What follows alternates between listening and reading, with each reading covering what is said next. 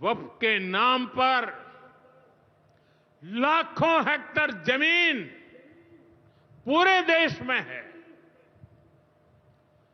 इस जमीन, इस प्रॉपर्टी से गरीब का, बेसहारा महिलाओं बच्चों का भला होना चाहिए था। और आज ईमानदारी से उसका उपयोग हुआ होता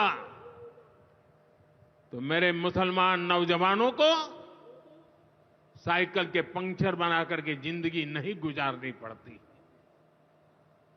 लेकिन इससे मुट्ठी भर भू माफिया का कोई भला हुआ।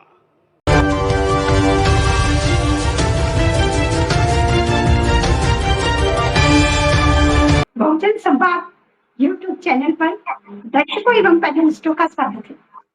प्रधानमंत्री जी ने कहा कि वक्फ बोर्ड की संपत्ति के दुरुपयोग के कारण मुस्लिम युवा साइकिल की पंचर की दुकान पर काम करते। जैसे ही उन्होंने इस बात को कहा, गैर मुस्लिमों के वीडियो आना शुरू हो गए जो पंचर की दुकान पर काम कर रहे हैं। आखिर साइकिल की पंचर की दुकान पर काम करने के पीछे क्या कारण है, हम आज इस पर चर्चा करेंगे।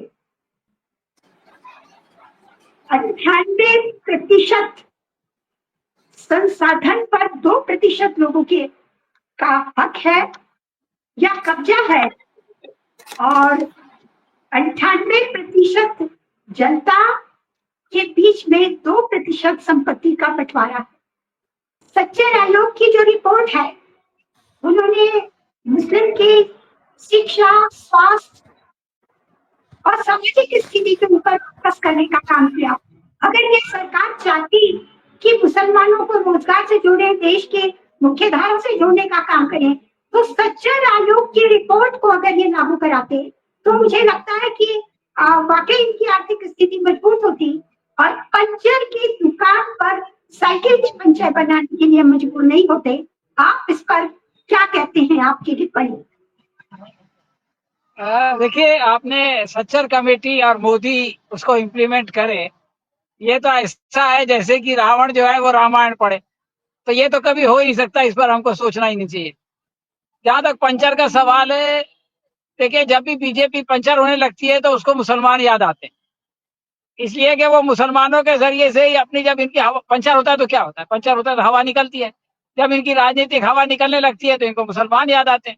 तो ये लोग मुसलमानों का कोई ना कोई मुद्दा उछाल के अपनी हवा को जो है वो निकलने से बचाते हैं। तो ये एक्चुअली पंचर की कहानी है।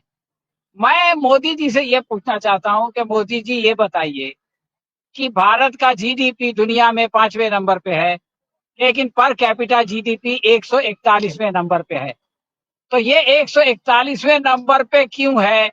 इनमें से जो लोग, जिन लोगों की वजह से 141 नंबर पे है, वो क्या बेचारे पंचर भी बना पाते हैं कि नहीं बना पाते? पंचर बनाना कोई बुरी बात नहीं है, अपनी मेहनत से जो है वो पैसे कमाना, अपनी रोजी रोटी कमाना कोई बुरी बात नहीं है। मोदी जी के लिए बुरी बात हो सकती है, इसलिए कि इन्होंने तो आज तक एक पैसा कमाया नहीं, इनकी तो सारी जिंदगी लूट पे गुजरी है। लेकिन जो लोग अपनी मेहनत से पैसे कमाते हैं, उनके लिए उनका पेशा जो है वो कोई बुरा नहीं होता। मैं ये जानना चाहता हूँ मोदी जी से कि मोदी जी, आप बड़े सीना ठोक के कहते हैं 56 इंच का, कि आप 80 करोड़ लोगों को 5 किलो अनाज देते हैं, तब जाके उनका पेट भरता है। तो सवाल ये है कि वो बेचारे तो पंचर भी नहीं बना पाते, इसलिए कि अगर वो पंचर बना पाते तो क्यों आपके लिए लाइन लगाते, 5 किलो अनाज के लिए लाइन लगाते और उससे अपना पेट भरते। तो असल बात यह है कि मोदी जी के कई जुमले उनके गले पड़ जाते हैं। जैसे एक जमाने में उन्होंने कहा था अच्छे दिन आने वाले हैं, लोगों ने समझा कि उनके अच्छे दिन आने वाले हैं। बाद में पता चला कि मोदी जी तो अपने बारे में बता रहे थे, उनके अच्छे दिन आ गए, लोगों के अच्छे दिन नहीं आए। और उनके साथियों के, अडानी के, अंबानी के अच्छे दिन आ गए, और जो है वो आम लोग जिन्होंने उनको वोट दे के सत्ता में बिठाया था, उनके अच्छे दिन नहीं आए। तो मोदी जी की ये जो जुमलेबाजी है कि पंचर बनाने, उसको पंचर बनाने की जरूरत नहीं पड़ती। अच्छा चलो, मुसलमान पंचर बनाते हैं, ये मान लो ये बात गलत है, अभी जैसे सोडी साहब ने कहा, और मुसलमान पंचर बनाना छोड़ दें, तो आखिर ये जो इतनी सारी गाड़ियां चल रही हैं, इनकी जो पंचर होगा, इनकी हवा निकलेगी, तो आखिर उसको ठीक कौन करेगा? तो मोदी जी जो है आज की तारीख में हिंदुस्तान में पिछले 40 साल बल्कि 50 साल में सबसे ज्यादा बेरोजगारी है। लाखों लोग अमेरिका जाते हैं, अपनी जान पे खेल के जाते हैं, उनको हथकड़ियां डाल के जो है वो भारत भेजा जाता है। इनके अंदर हिम्मत नहीं है कि ट्रंप को ये बोल सके कि तुम इस तरह से हमारे लोगों की बेइज्जती नहीं कर सकते। उल्टा हमारे जो है विदेश मंत्री पार्लियामेंट में खड़े रह के कहते हैं कि उनको इस बात का हक है कि वो जो लोग गलत तरीके से चले गए हैं उनको निकालें। उनको ये बोलने का भाई निकालें यानी वापस भेजें, तो वापस भेजने का ये तरीका है कि आप फौजी जहाज में उनको हथकड़ियां डाल के, उनको बेड़ियां डाल के भेजें। तो ये खुद तो इनकी ये हालत है कि इनके सामने जो है वो ट्रंप इनका मजाक उड़ाता है तो ये जो है वो हंसते हैं उसके सामने।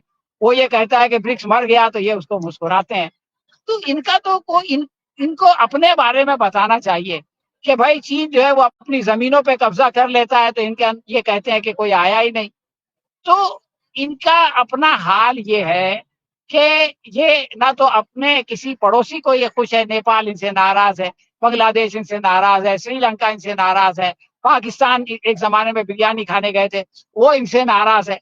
तो हर कोई तो इनसे नाराज है और अपने बारे में बताते नहीं, अपनी कूटनीति के बारे में नहीं बताते, अपना बेरोजगारी कैसे दूर होगा ये नहीं बताते। आज दुनिया में तेल का भाव सबसे कम हो गया है, तो भारत में पेट्रोल का भाव घटना चाहिए। इससे पहले जब भी पेट्रोल का भाव बढ़ता था तो भारत में पेट्रोल का भाव बढ़ता था। अब जो है वो पेट्रोल का भाव घटता नहीं है। मोदी जी ये नहीं बताते कि भाई दुनिया में पेट्रोल का भाव सस्ता हो गया तो हम पेट्रोल का भाव क्यों नहीं सस्ता कर रहे। तो ये जो मेन मुद्दे हैं कि हिंदुस्तान की महंगाई इन्होंने बढ़ाई है, इनके दोस्तों ने पूरे मुल्क को लूटा है, बड़ी बड़ी जो पब्लिक सेक्टर की कंपनियां हैं वो इन्होंने कौड़ियों के दाम बेची है। भारत में सबसे ज्यादा बेरोजगारी है, सबसे ज्यादा नौजवान है, सबसे ज्यादा पढ़े लिखे बेरोजगार यहाँ है। भारत में तालीम का ये हाल है, शिक्षा का, कि लोग जो है वो यूक्रेन में जाके जहाँ युद्ध हो रहा है वहां जाके जो है वो तालीम हासिल करते हैं, वहां जाके एजुकेशन हासिल करते हैं, लेकिन अपने देश में हासिल नहीं करते इसलिए कि वहाँ एजुकेशन भारत के मुकाबले सस्ती है और अच्छी है।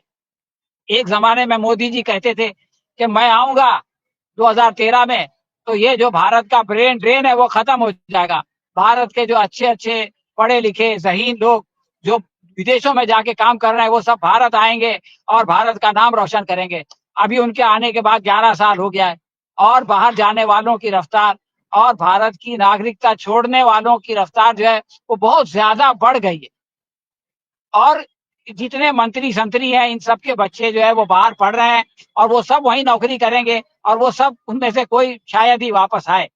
तो ये देश की परिस्थिति है, ये जो है खुद इनकी पार्टी की परिस्थिति है।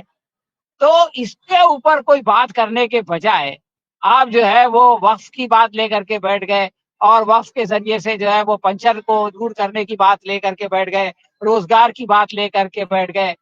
तो इनकी इन तरह की बातों में कोई दम नहीं है, इनको कोई आजकल सीरियस लेता नहीं है। कुछ बीजेपी वाले भी आप देखिए, मन की बात जब आती है तो अभी पहले नीचे कमेंट होता था, बंद कर दिया गया है, काउंटर भी बंद कर दिया गया है, इसलिए कि अब इनके मन की बात कोई सुनता उनता है नहीं। अब ये जो है वो एक इंटरटेनमेंट की इंडस्ट्री बन के रह गए।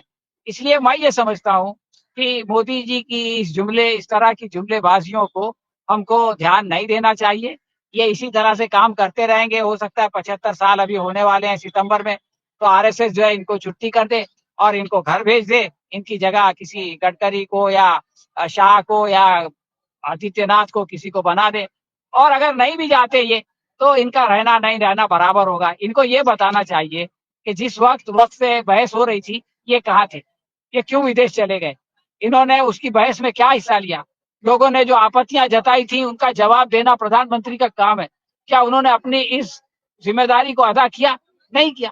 और बाद में जो है एक लिखा लिखाया लोगों का लिखा हुआ जो है वो एक एक्स का मैसेज जो है वो डाल दिया और उसके बाद हरियाणा में जाके इन्होंने एक भाषण में एक जुमला छोड़ दिया पंचर का, और वो पंचर के जुमले पे जो है वो सारा भारत का जो उनका गोदी मीडिया है वो उसको ले उड़ा और ये कहने लगा कि साहब मुसलमानों में जो बेरोजगारी है उसके लिए वक्फ जिम्मेदार है। ये सरासर बेवकूफी की बात है, लेकिन अगर मान भी ले तो इनको ये बताना चाहिए कि जो लोग दूसरे समाज के जिम्मेदार बेरोजगार हैं उनके लिए कौन जिम्मेदार है, उसकी जिम्मेदारी किस पे आती है। हर साल 2 करोड़ नौकरियों का वादा किया था मोदी जी ने आने से पहले। 11 साल में अगर हर साल 2 करोड़ नौकरियों को नौकरी मिली होती तो 11 साल में 22 करोड़ लोगों को नौकरी मिली होती। और 22 करोड़ लोगों को नौकरी मिली होती तो हिंदुस्तान में कोई बेरोजगार नहीं होता, हिंदुस्तान जो है वो भुखमरी के इंडेक्स में सबसे ऊपर नहीं होता। तो इसलिए मैडम ऐसा है कि ये तो लोग मनोरंजन की चीजें हैं, मोदी जी का काम आजकल लोगों का मनोरंजन करना रह गया है, तो मैं तो उनकी बातों को मनोरंजन के तौर पे लेता हूँ। और जैसा कि अभी सोढी साहब बता रहे थे कि वो जो है वो लोगों का ध्यान हटाने के लिए असल मुद्दों के तरफ से इस तरह की बातें करते रहते हैं, तो उनकी बातों को इसी तरह से लेना चाहिए। बहुत बहुत धन्यवाद।